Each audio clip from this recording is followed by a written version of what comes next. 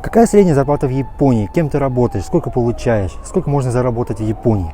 Эти подобные вопросы в последнее время часто спрашивают, поэтому сегодня поговорим о зарплатах в Японии.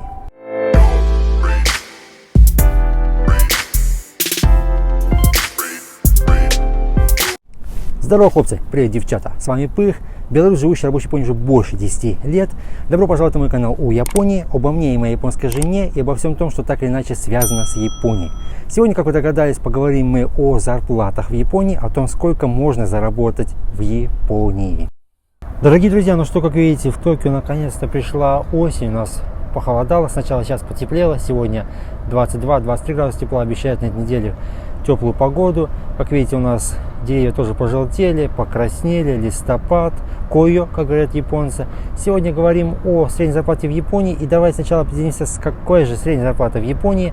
Есть много различных источников. Где-то говорят, что 2-2,5 тысячи долларов, где-то 2700, 3000, даже есть 3200 долларов. Давайте возьмем среднее значение, о котором я уже говорил в одном своем видео. Это 2-2,5 тысячи долларов в месяц, средняя зарплата в Японии. Можно ли прожить на данную зарплату в Токио, в частности? Если семья 1-2 человек, да, то, думаю, прожить спокойно можно. Если 3-4, то, наверное, будет сложнее, потому что все-таки зарплата побольше. Что касаемо жизни в Токио, то я уже в одном из своих видео, кстати, рассказывал о стоимости проживания в Токио для семьи из 2 человек, сколько нужно, какие коммунальные услуги, как оплачиваются, какая стоимость, все это есть. Если вам интересно данное видео, то рекомендую и это тоже. Ссылка на него будет вверху, ссылка на него также будет в описании к данному видео. Рекомендую посмотреть, все очень подробненько и главное по последним ценам я разобрал в данном видео. Вернемся к средней зарплате и к проживанию. Итак, 2-2,5 тысячи долларов – это, как правило, офисный работник, который может ее получать, но не всегда она такая изначально. Опять-таки, данная зарплата – это не истинная зарплата, то есть зарплаты и меньше, так называемый синшаин, то есть новичок, который устраивается, он может получать намного меньше. Это может быть и 1600 долларов, и 1800. Естественно, это зарплата за вычетом налогов. То же самое, что я сказал в начале, это 2-2,5 тысячи долларов, это тоже за вычетом налогов. Вычет подоходного налога, пенсионный, страховые выплаты. Новичок, опять-таки, напомню, может получать 1600-1800 долларов в месяц, и это, как видите, намного меньше, чем 2-2,5. Но это реалии Японии.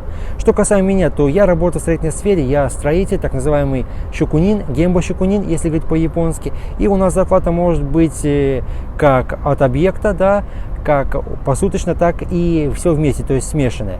Если говорить от объекта, то давайте возьмем так. Стена обычная, фронтальная, да, стена дома 10 этажей, это 300-400 квадратных метров работы объем. Я вместе с напарником могу сделать ее порядка за сутки, то есть за 8 часов рабочих, либо если новичок со мной работает, то где-то 2-3 дня. Соответственно, если я выполняю за сутки, то это мой большой плюс, я могу получить хороший бонус, так скажем, да, от данной работы. Если за 2-3 дня, то обычная зарплата, и, конечно же, мне она не будет нравиться, потому что я могу сделать работу быстрее, и, в принципе, многие японцы меня хватит, потому что я работаю довольно-таки быстро. Что касаемо суточной оплаты, то она начинается, как правило, от 8-9 тысяч йен в сутки, то есть это 80-90 долларов в день, хотя есть поменьше, бывает даже 7500. Но это, опять-таки, стартовая зарплата для новичков, так называемый минорай. Минорай – это как на стройке, так и у ремесленников, то есть человек, который только пришел. Минорай можно перевести как смотрит и учится. Да? При этом, как правило, если у ремесленников, то, как правило, данный минорай будет продолжаться в течение нескольких лет, даже не год-два, а может даже и больше. То есть смотришь и запоминаешь, тебе делать ничего не дадут. Как правило, если говорить по России, например, да, Беларуси, стран бывшего СНГ и бывшего Советского Союза, то поди подай, да, иди отсюда, не мешай. У меня же наоборот, я когда начал только работать, у меня тоже была зарплата сначала невысокая, это было порядка 90-95 долларов в сутки, но у меня был минорай, скажем так, короткий, то есть я порядка месяца учился, потом уже начал работать, при этом у меня минорай был изначально, то есть уже сразу я приступал к работе, хотя мне не доверяли делать все.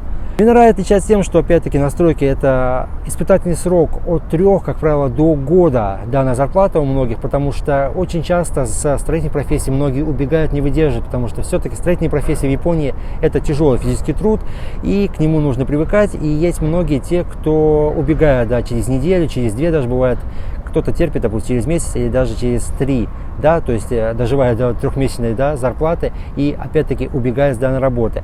Данная работа не пользуется популярностью у молодежи японской, поэтому здесь вот зачастую очень много людей, которые в возрасте за 40, 45, даже 50 лет. Очень много ветеранов.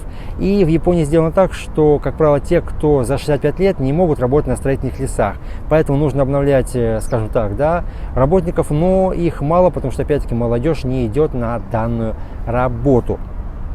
Учитывая все эти показатели, что я вам рассказал, можно сказать, что в месяц я получаю опять-таки порядка, да, $2500, хотя бывает и побольше, бывает и $3000, в зависимости от сезона, в зависимости от объема работы, которую я выполняю, и в зависимости от того, с кем я работаю, да, в группе, скажем так.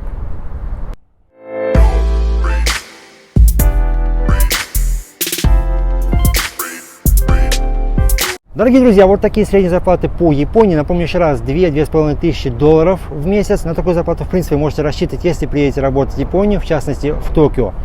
В конце данного видео будет плейлист, будет видео по Японии, по ценам и жизни в Японии. Очень подробненько я рассказал, расписал по последним данным в Японии, в Токио, в частности, сколько нужно для двоих, чтобы комфортно жить в Токио. Если вам понравилось данное видео, то и последующее видео будет тоже интересны. Опять-таки, рекомендую, очень рекомендую к просмотру. Если вам понравилось данное видео, ставьте лайки, оставляйте комментарии и подписывайтесь. Не забывайте подписываться на мой канал. Рекомендуйте мой канал своим друзьям, близким и знакомым. Приходите, вместе будет веселее.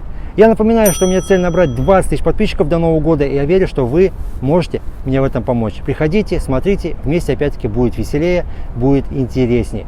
Я желаю вам удачи, не болейте. С вами был Пых, до скорых встреч, пока.